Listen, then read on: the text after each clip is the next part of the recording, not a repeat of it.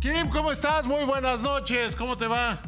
Buenas noches, David, qué gusto saludarte. Vamos a hablar, por supuesto, de lo que pasó en Ecuador el viernes pasado. Oye, ¿hay alguna referencia? Es que Que yo llevo todo el fin de semana tratando de pensar algún otro país que haya invadido una embajada de otro. no la hay. Te voy a poner el ejemplo más fuerte. Ni siquiera Reino Unido se atrevió tanto, justamente en la embajada de Ecuador, por 7 años que tuvieron asilado a Julian Assange, un personaje requerido por extradición por Estados Unidos, el país más poderoso del mundo, por haber violado la seguridad nacional con el tema de Wikileaks. Ni ahí Reino Unido se atrevió a entrar a una embajada, como lo hizo Ecuador el viernes pasado con la embajada mexicana.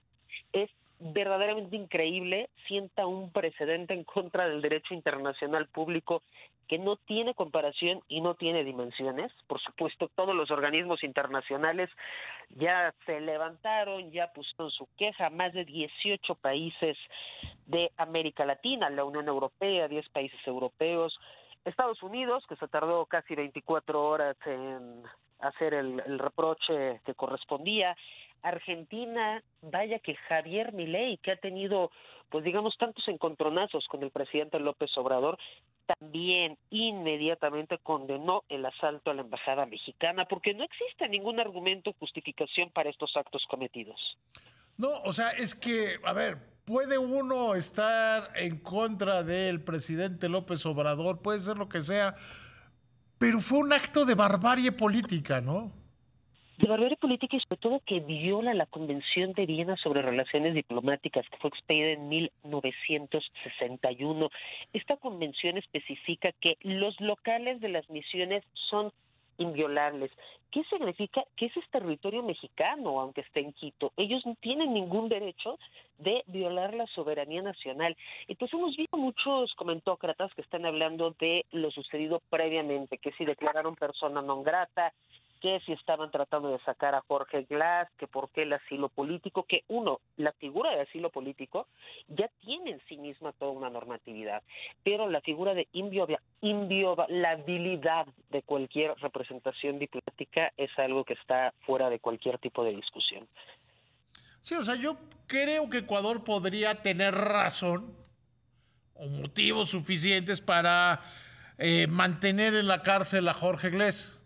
Que El lo tuvo en tema la es, estaba en cárcel, la lo tuvo en la embajada, cárcel estaba en la algunos embajada. años. ¿Mandé?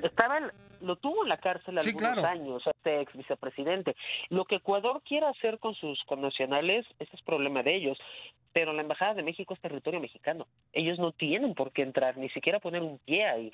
No hay manera, no hay justificación legal ni precedente en el que se permita que suceda este tipo de cosas, excepto que hubiera el consentimiento del jefe de la misión, lo que claramente no sucedió. Por supuesto que lo que tenía que pasar era que el presidente López Obrador a los minutos rompiera relaciones diplomáticas con esta nación, cosa que también, por ejemplo, hizo Nicaragua inmediatamente, ¿no? Fueron muchos los países que hicieron este llamamiento a decir no podemos permitir este precedente porque es lo que va a suceder. Pero el punto que me resulta más irónico es que ellos mismos utilizaron esta figura de asilo político en su embajada en Reino Unido. Sí, claro, o sea, Assange estuvo ahí hasta que se le dio la gana. 7 años. 7 años estuvo ahí, lo que me resulta Y si hubiera querido verdaderamente. seguir más, hubiera seguido más. Sí, exactamente. Y es ponerse las patadas con Estados Unidos y con Reino Unido. Y lo hicieron.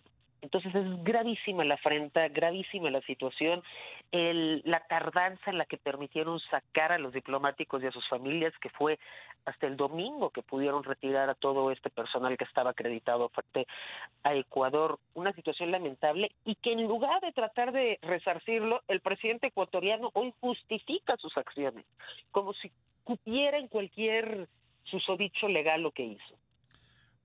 Porque parecería que el presidente Noboa lo que hace es decir, no me vengan con que la ley es la ley, ¿no?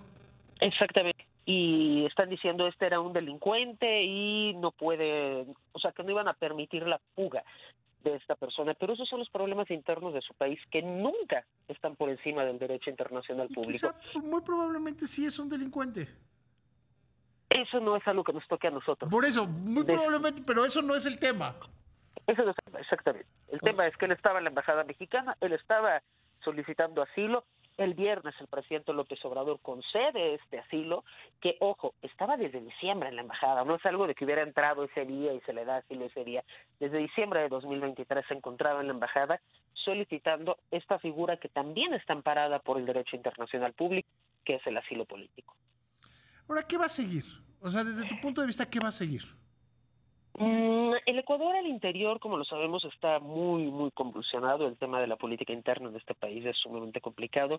Lo que va a seguir es el reproche internacional, algunos llamamientos internacionales de organismos como la OEA, más llamamientos de la ONU, y por un buen tiempo van a estar rotas las relaciones, pero no solo con México, sino con varios países latinoamericanos que se toman esta afrenta como algo muy personal. Es que finalmente es una afrenta personal, ¿no?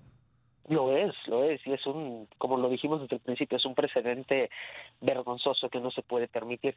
Lastimosamente tampoco es que existan muchas figuras, ¿no?, de cómo resarcir este daño ni qué es lo que se va a hacer.